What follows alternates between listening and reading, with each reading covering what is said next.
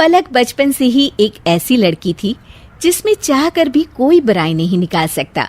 हर कोई कहता कि वो पत्थर को छू ले तो वो भी सोना बन जाए। एक दिन माँ कहती है, पलक भागकर जा, डॉक्टर को लेकर आ बेटा, पापा की तबीयत काफी खराब है। पलक डॉक्टर को ले आती है, लेकिन डॉक्टर जो कहते हैं उसे सुनते ही पूरे परिवार के पैरों तले जमीन खिसक जाती है। इनके बचने की उम्मीद बहुत कम है। नहीं नहीं, ऐसा मत बोलिए डॉक्टर साहब, इन्हें कुछ हो जाएगा तो हम तो जीते जी मर जाएंगे। डॉक्टर साहब, कोई तो तरीका निकालिए जिससे इनका इलाज हो जाए और ये ठीक हो जाए। देखिए, तरीका तो है, क्यों नहीं तरीका, लेकिन क्या डॉक्टर साहब? देखिए, आप लोग वो नहीं कर पाएंगे। क्या डॉक्टर साहब? देखिए, आप लोगों को इनके इलाज के लिए कम से कम 50 लाख रुपए की तैयारी करनी होगी। इनके इलाज में 50 लाख रुपए का खर्चा है। डॉक्टर विदेश से बुलाने होंगे।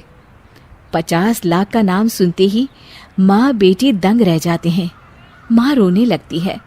पलक डॉक्टर को छोड़कर आती है और माँ को पकड़कर हौसला देती है।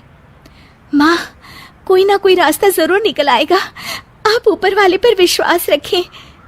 अचानक घर की घंटी बजती है। माँ दरवाजा खोलती है तो देखती है कि पलक की बुआ घर के अंदर आती है। आए हाय, क्या हो गया मेरे भाई को? अरे क्या कर दिया तुम लोगों ने? मेरा इकलौता भाई बिस्तर पकड़ लिया है। अरे देखिए, आप ऐसा क्यों बोल रही हैं? हम लोगों की जिंदगी में इनके सिवा है ही कौन? ऐसी बातें मत करिए आप। देखिए बुआ जी, अभी माँ की हालत ठीक नहीं है। वैसे भी डॉक्टर साहब ने हमें 50 लाख रुपए का इंतजाम करने को कहा है।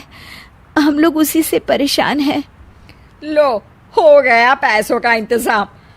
अरे पर पता नहीं आप लोगों को ठीक लगेगा भी या नहीं। क्यों ठीक नहीं लगेगा बुआ? जैसे भी हो, पापा को ठीक करने से ज्यादा हम लोगों के लिए और कुछ नहीं। अरे रुक पलक, पहले इनकी बात तो पूरी सुन ले। दरअसल मेरे घर के पास ही राकेश रहता है। बहुत बड़ी कोठी, कार, पैसा सब है उन लोगों के पास। अगर राकेश से पलक की शादी हो जाए तो। अरे दीदी, आप भी क्या बातें कर रही हैं? ये बिस्तर पर पड़े हैं, पैसों के लिए हम मोहताज हैं और आप शादी की बात कर रही हैं। दरअसल ना, राकेश के साथ शादी करने वाली लड़की के परिवार को राकेश के माँ बाप 50 लाख रुपए देंगे। वो क्यों भला? लड़का पैसे देकर शादी कर रहा है? बात हजम नहीं हुई। अरे माँ, रहने देना, हमें क्या, पैसे तो मिल रहे हैं ना पापा के लिए। अभी ये सोच। अच्छा बुआ, आप उन लोगों से कहिए कि हमें पैसे भेज दे, मैं शादी करने के लिए तैयार हूँ। अरे बहुत अच्छे बेटा, जुग जुग जियो। ये कहकर बुआ वहां से चली जाती है।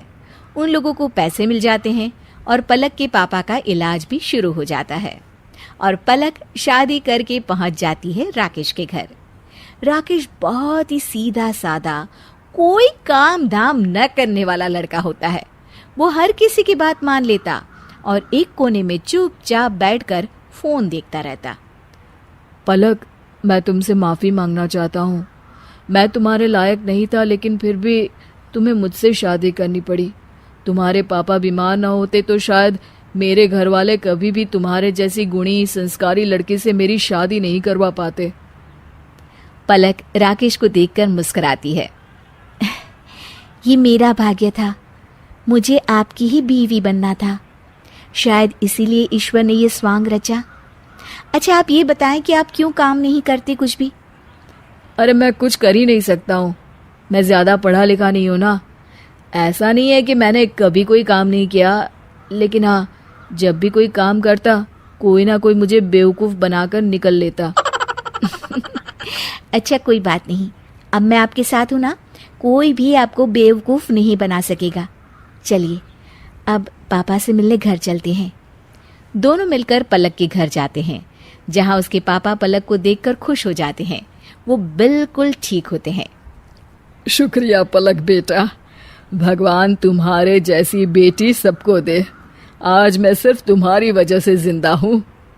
नहीं पिताजी, ये तो राकेश के घर वाले हैं जिन्होंने मुझे बहू के रूप में स्वीकार किया, वरना ये सब मुमकिन नहीं था।